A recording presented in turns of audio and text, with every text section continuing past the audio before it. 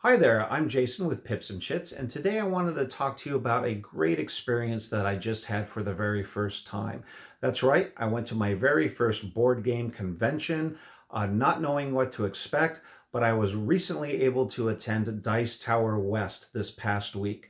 That's right, I was there Thursday, February 27th, all the way through the end of the con, Sunday, March 1st, and I just got back from Las Vegas yesterday, which would have been Monday. And I couldn't wait to share with you some of the things that I saw, my initial impressions, some of the games I played, some of the hits, some of the misses, and everything kind of in between.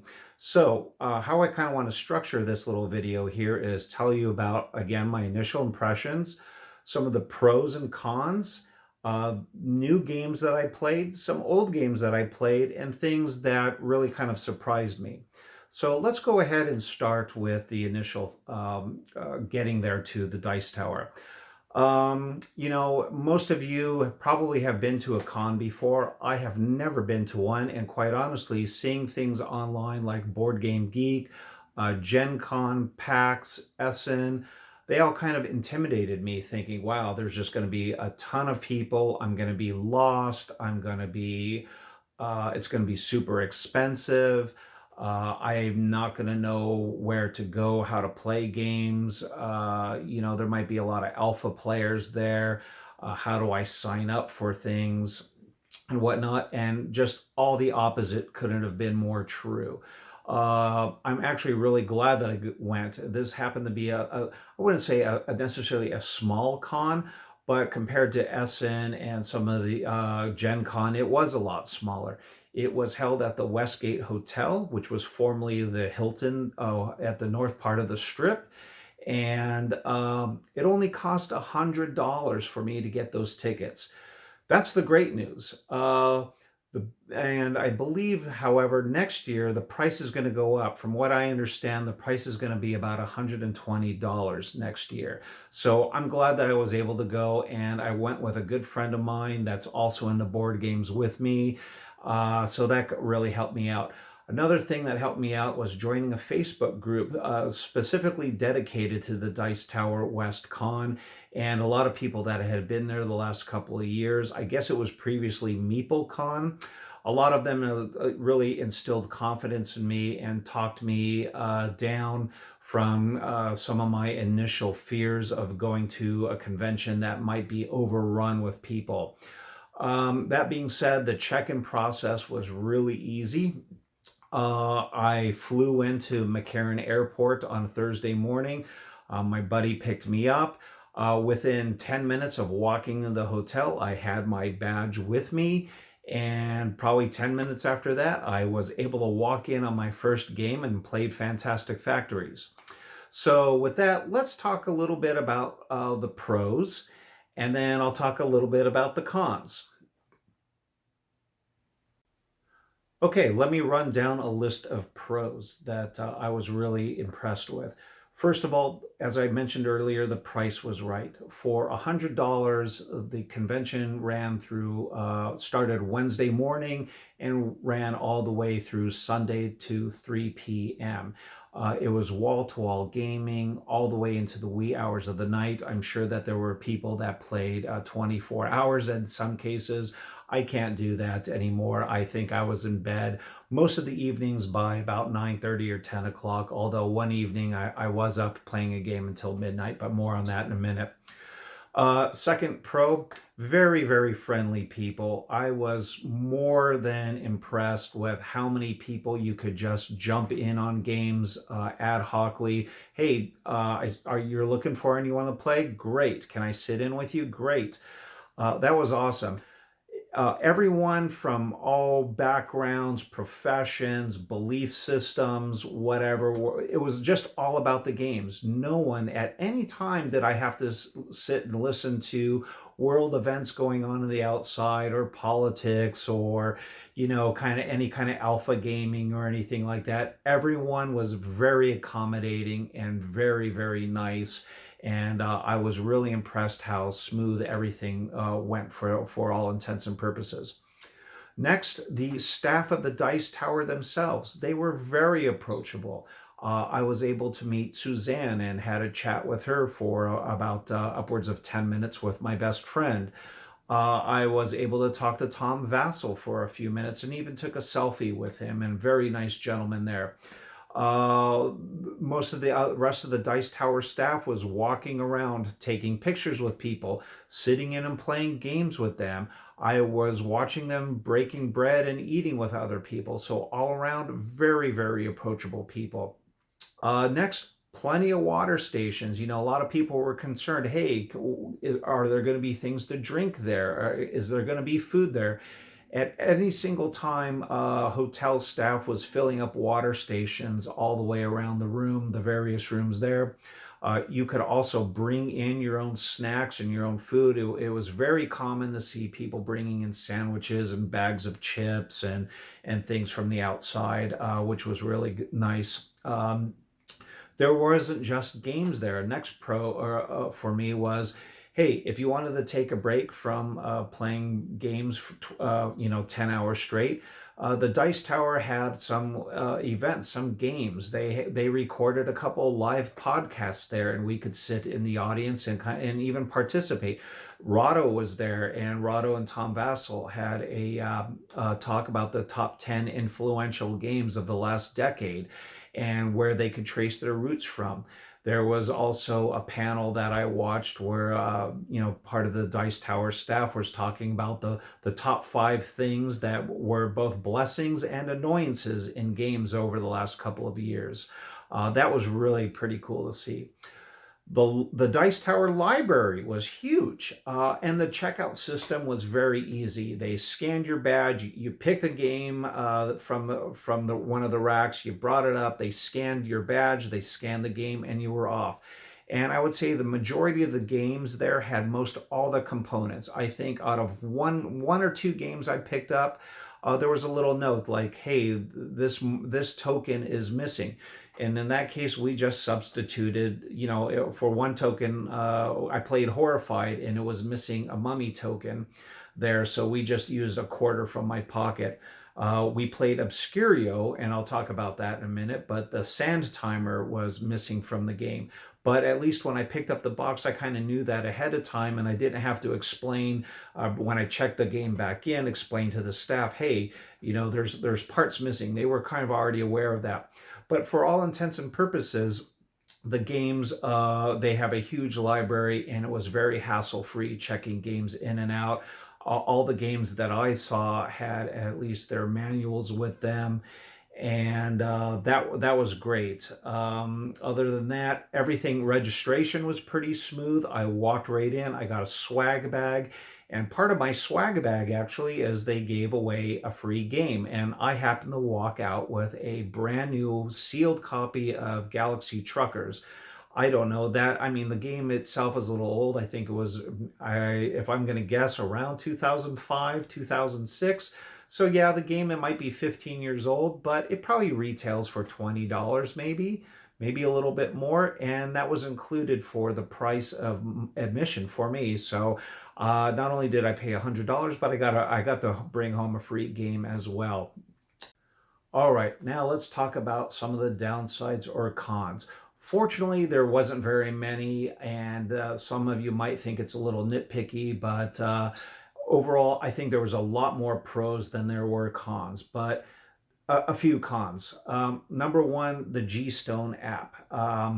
There is an app there that you could download to kind of try to schedule games with other people in the area. And the good news is that the G-Stone people were there. They were a sponsor of the Dice Tower West convention itself. That being said, I just don't think the G-Stone app is ready for prime time. Maybe it is on a smaller scale, and maybe it's because there were so many people were trying to use it at the convention. A lot of people, and I experienced this myself, that app unfortunately kept crashing all the time. I was getting late notifications, like I had already started a game with a group of people, and 15 minutes into the game, I would get a notification saying, hey, your game is about to start. Um, A lot of the only person, once you signed up for a game and you were confirmed for a game, you couldn't really back out of the game. Only the person that had scheduled the game or kind of created the game, if they were reviewing their group chat and saw that maybe you couldn't make it, could go ahead and remove you. So you couldn't remove yourself. So unfortunately, that resulted in a lot of people double booking games or people that were no-shows. As a matter of fact, I was supposed to play a game of Obscuria with 8 people. And when it was all said and done, only 4 people had showed up. And come to find out, 2 of those people had overbooked. They were actually playing at the next table next to me. They were playing Tapestry and thought they could finish Tapestry before Obscurio started, but it just didn't. So unfortunately, between the app crashing and some other little inconsistencies with that, I know a lot of people were frustrated with the app, and as soon as the convention was over, I think a lot of us deleted it. So great idea. I hope they can improve it for next year. Just a little bit of poor execution. Second con, I really don't think you can help. It was held at a hotel, so the hotel food pricing might be a little bit of expensive. I was able to go to the buffet. Unfortunately, that happened to be on the other side of the hotel, so it took me, a good 10 minutes to walk over there. And sometimes that food, when you're ready to play a game or you're in the middle of a game, and by the time that game ends, the buffet only had a little bit of time left, and sometimes that food just kind of sits out there for a few hours. Probably wasn't the best. Another con for me, or it wasn't really a con, but kind of a disappointment, was the vendor area. Not because I don't like vendors, but just today or when I was there, they just seemed a little pushy. I just happened to walk into the vendor area, just kind of browsing, and I just felt like a lot of people, and I get it. They're trying to sell games or trying to, pump up their product or telling me about their Kickstarter coming up.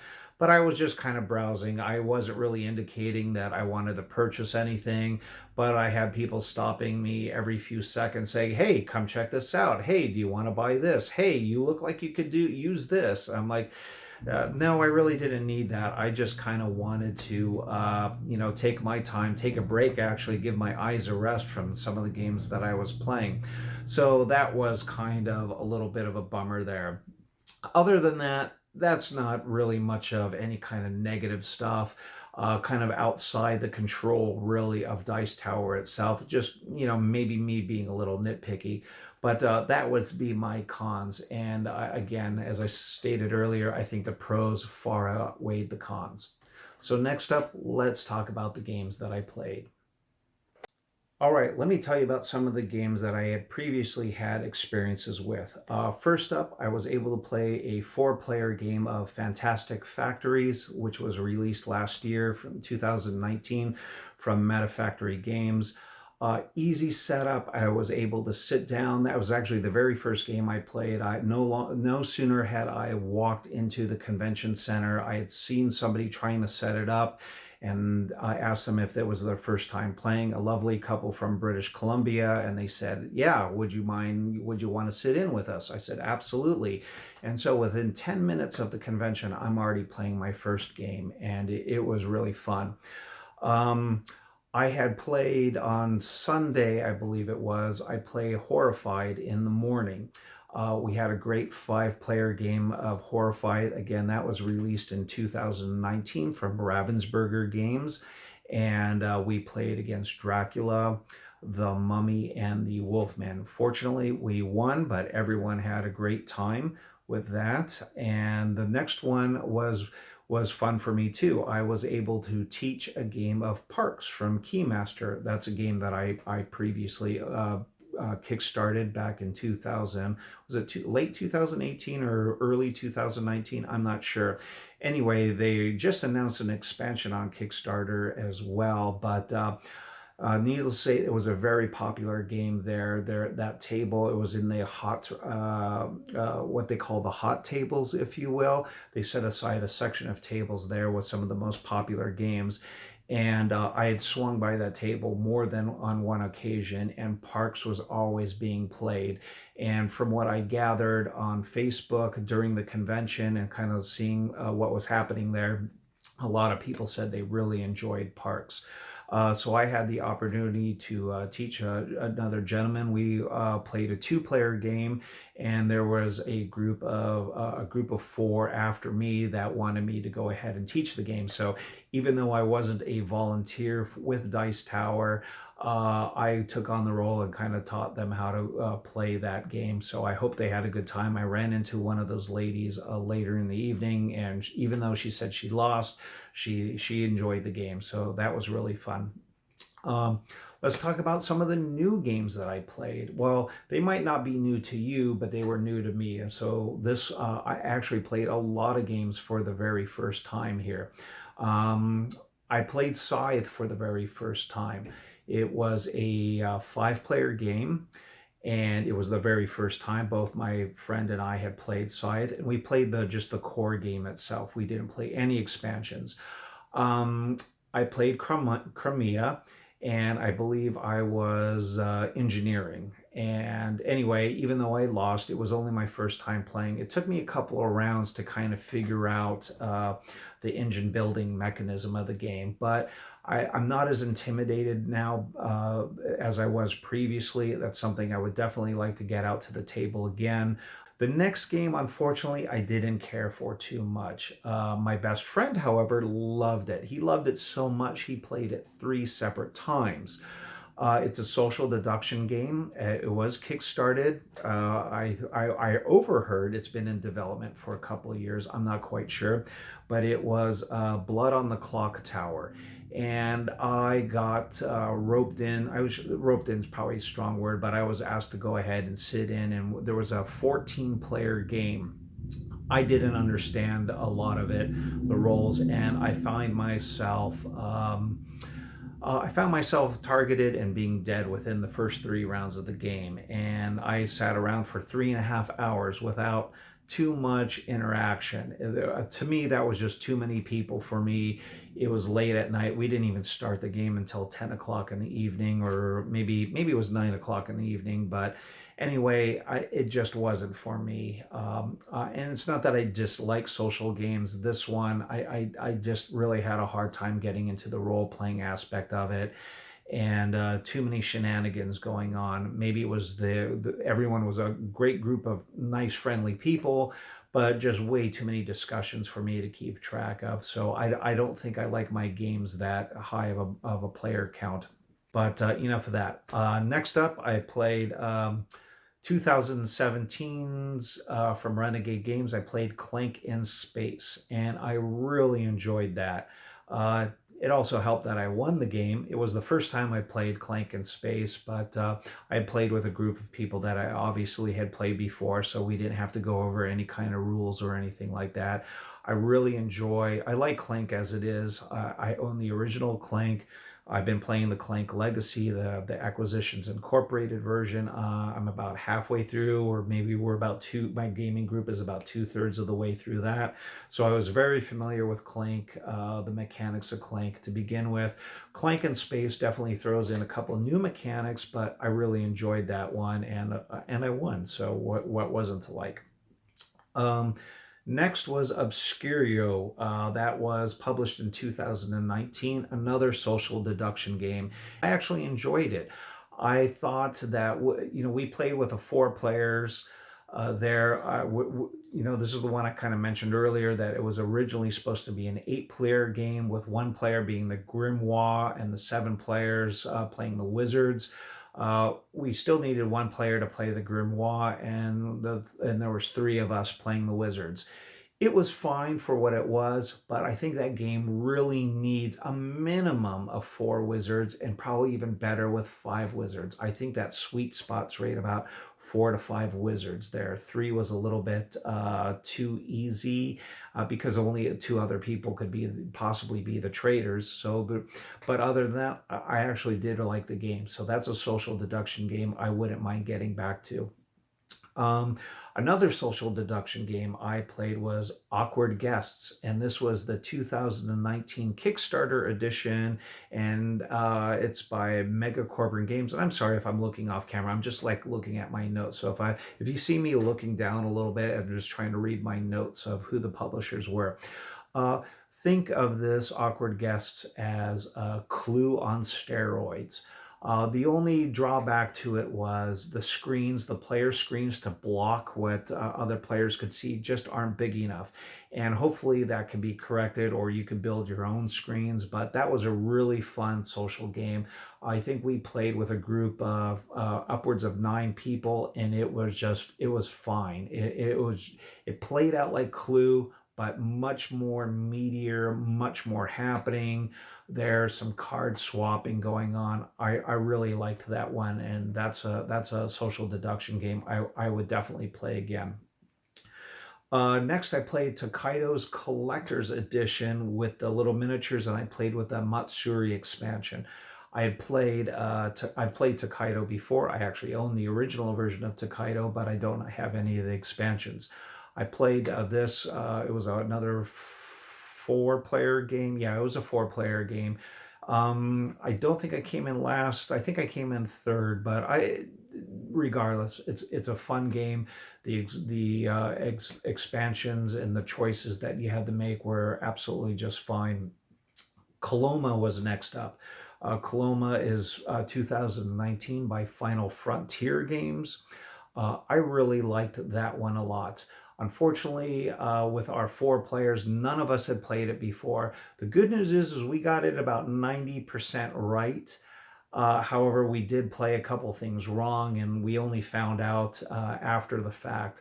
But that's that game there. I like the little wheel in the middle. I like how you choose and bluff and the build actions, and I like the Western theme to it. However, that's another game where it took me a couple of rounds just to get the iconography down. The board looks a little busy, and I had a hard time trying to figure out some of the build actions there.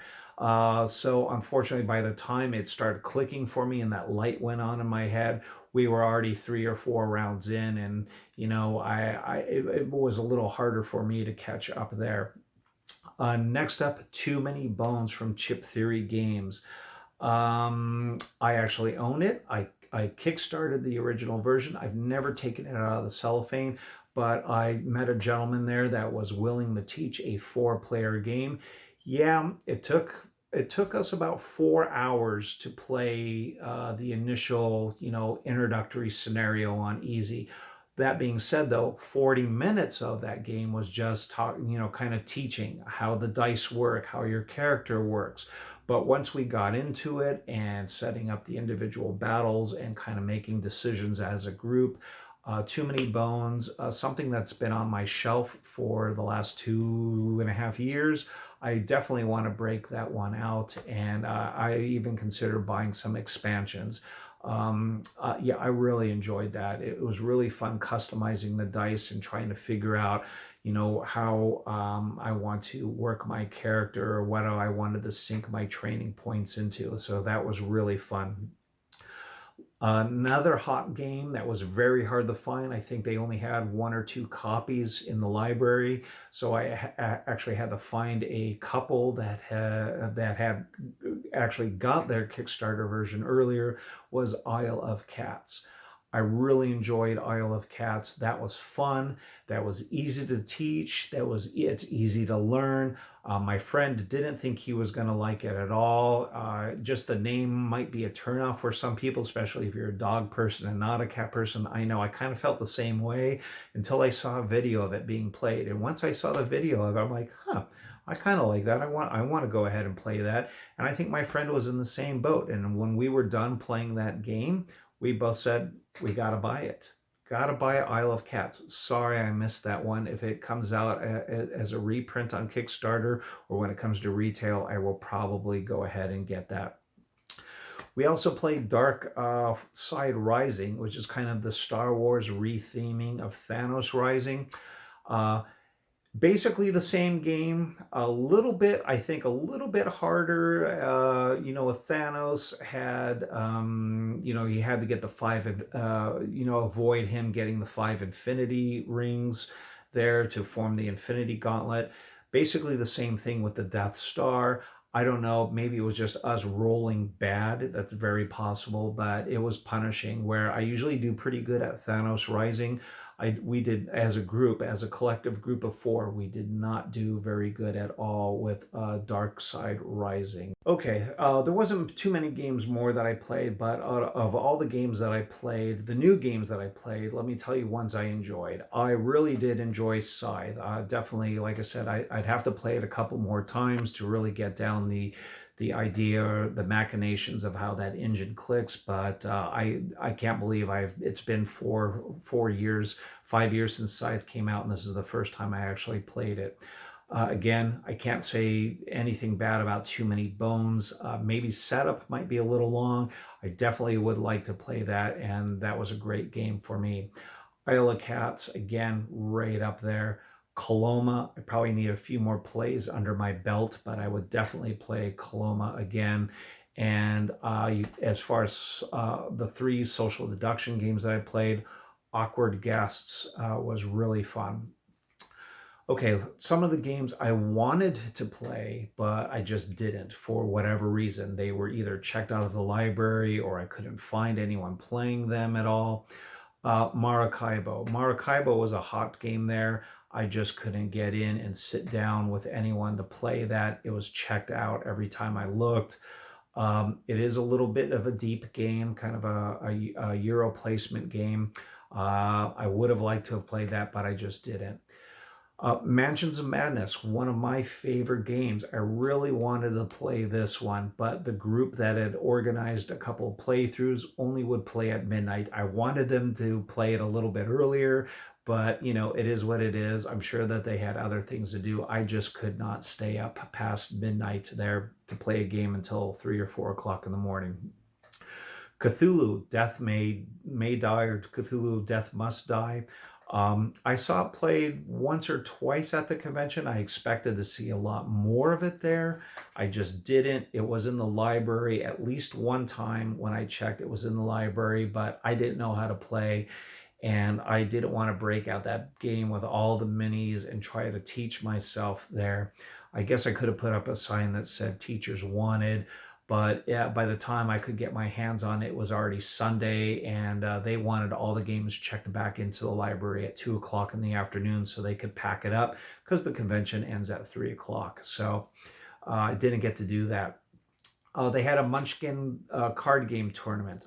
I'm probably one of the only people maybe that I know that likes the Munchkin card game by Steve Jackson Games. I own the base set and a couple of expansions. I really wanted to play that. I just didn't get around to it. Lords of Hellas was another one. There was a gaming group there that had every single expansion of Lords of Hellas. I happen to own the game myself as well. I didn't go all in, but I have most of the expansions there. Unfortunately, I haven't played it yet. I haven't even played it solo, so I wasn't about to try to crash somebody's party where they had all the expansions set out. I would have been lost, and I would have been holding them back. But I would have liked to have played that at least an introductory game. Disney's Villainous. That's a very popular game right now. And this week, as I'm recording this, the next expansion that stars Cruella Deville just got released. They actually had 2 copies of it up at Dice Tower West. Unfortunately, it was constantly, this was weird, it was constantly checked out, and everywhere I looked, I could not find a single person playing that game. For such a hot game, I couldn't find the table. I must have walked up and down those rows looking for people to play Villainous with, and I just couldn't find anyone. So just bad timing. Maybe they were sequestered in a corner somewhere or hiding out. But I didn't get to play Villainous, and that one I could play all day long. So let's talk about some surprises. Some surprises for me at the con.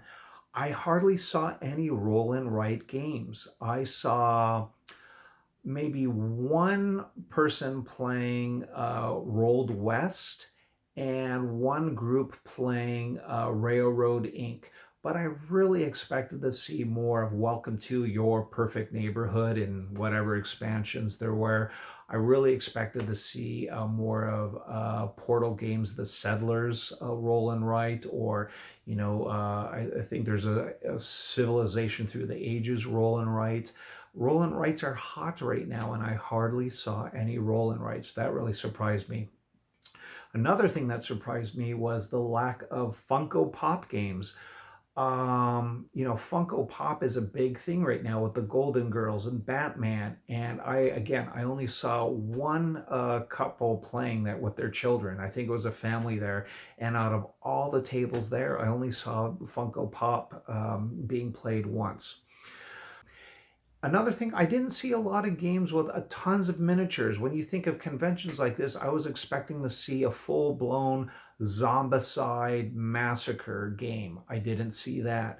I also didn't see any Warhammer being played. That really surprised me. I thought this would be rife for people to bring all their painted models and their Warhammer armies, or even the Fantasy Flights. What is theirs? The Game of Thrones, like miniature, the army games and stuff. I didn't see any of that. I didn't see any Star Wars X-Wing or Armada. I saw two guys playing the basic core set of Star Wars X-Wing. But other than that, I didn't see any big battle maps at all. I did see Outer Rim being played a couple of times. I would have liked to have jumped on that. But actually, you know what? I didn't see a lot of app integration games either. I mentioned Mansions of Madness earlier, but I really didn't see a lot of, apps out on the table or people using VR headsets or anything like that. I know that apps are starting to be integrated in more and more board games, but this really was kind of a purist board game convention, if you will. That being said, that's pretty much it. So hopefully, with the pictures I posted here and some of the game discussions, if you go, I might be able to go back to another. I have full confidence I will go back to another convention. I just don't know when. Obviously, next year I could go to Dice Tower West 2021. But anyway, this has given me the experience and the confidence to go to other ones here in my area. That being said, hey, if you liked my video, if you want to share any thoughts, if you were at Dice Tower West and saw me, or, have some comments, agree with me or disagree with me, go ahead and leave a comment below. I'd love to hear your thoughts. I'm starting to get a little hoarse right now talking for like the last 15 minutes. Video actually went longer than I anticipated it would. But hopefully that gives you a taste of Dice Tower West, and I hope you enjoy this video. With that, I'm Jason with Pips-N-Chits. Go ahead, please subscribe, and I'll see you next time.